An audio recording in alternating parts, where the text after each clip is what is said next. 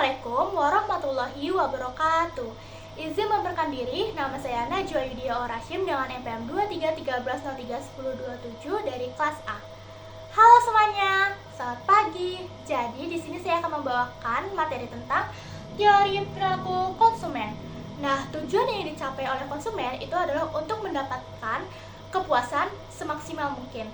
Nah, terus di sini nih ada pengertian dan asumsi dasar. Yang pertama adalah barang atau komoditis. Nah, barang itu adalah benda atau jasa yang diperoleh untuk mendapatkan kegunaan atau manfaat. Nah, apabila orang mempunyai barang lebih dari satu, itu disebut dengan komoditis bundling atau barang bundling. Nah, barang itu dibagi menjadi dua. Yang pertama, good and bad. Nah, good itu adalah suatu barang yang bersifat makin banyak dikonsumsi, maka manfaatnya makin banyak. Contohnya seperti pakaian. Kenapa sih? Nah, karena kayak kalian pasti senang kan pakaian kalian banyak. Nah, kalian bakal berganti-ganti di kemudian harinya. Nah, yang kedua itu adalah bad. Bad itu adalah suatu sifat yang makin banyak dikonsumsi, manfaatnya makin menurun. Contohnya seperti penyakit. Kenapa sih penyakit? Karena kayak kita itu nggak suka kan, kayak kita terusan sakit, belum sembuh, karena kayak bakal ngerugiin diri kita sendiri kan. Nah, seperti itu. Nah, selanjutnya adalah utilitas atau utility. Jadi, utilitas itu adalah manfaat yang diperoleh ketika kita mengonsumsi suatu barang. Nah, utilitas itu ada dua. Yang pertama, utilitas total atau total utility. Yang kedua adalah utilitas marginal atau marginal utility. Utilitas total itu adalah manfaat total yang diperoleh dari seluruh barang yang dikonsumsi. Sedangkan utilitas marginal itu adalah tambahan manfaat yang diperoleh dari penambahan konsumsi sebanyak lebih dari satu barang atau satu produk. Nah, selanjutnya saya akan menampilkan map mapping yang sudah saya buat. Utilitas itu digunakan sebagai dasar untuk pengambilan keputusan oleh konsumen.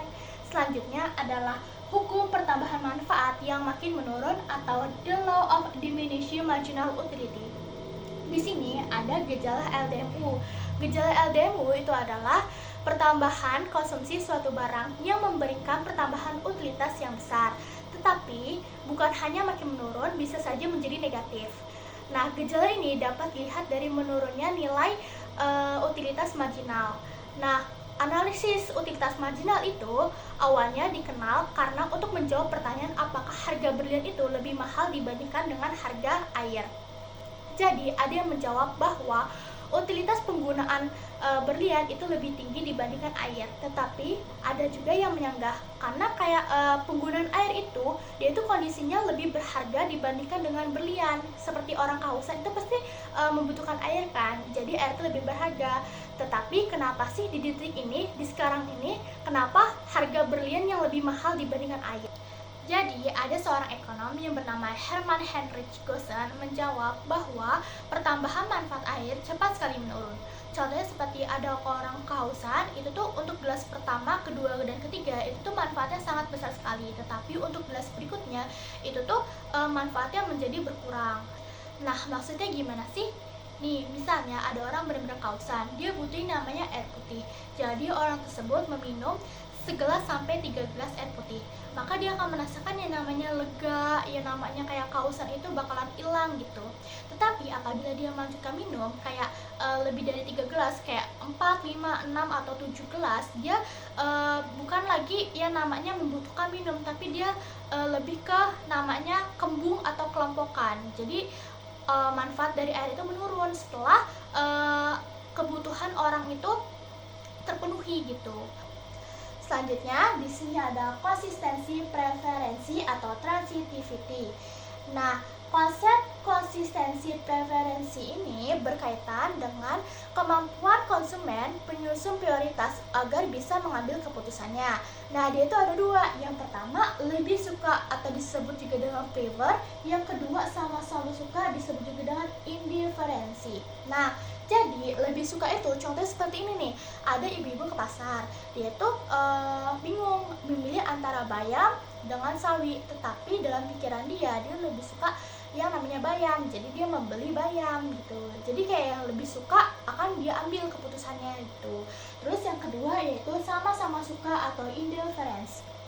Nah, misalnya kayak ibu itu kayak milih nih, dia lebih dia suka kangkung sama bayam gitu, tapi dia kayak nggak mau kayak ada yang dikorbankan, jadi dia itu membeli keduanya. Jadi dia berpikir, oh yaudahlah ambil keduanya aja, atau juga bisa dimasak untuk hari berikutnya, soalnya saya dua-duanya suka, seperti itu.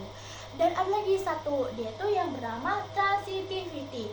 Jadi misalnya nih, ada anak kecil ingin membeli mainan, dia lebih suka mainan yang pertama robot-robotan. Terus ada lagi pilihannya itu yang kedua itu mobil-mobilan, terus ada lagi Lego gitu.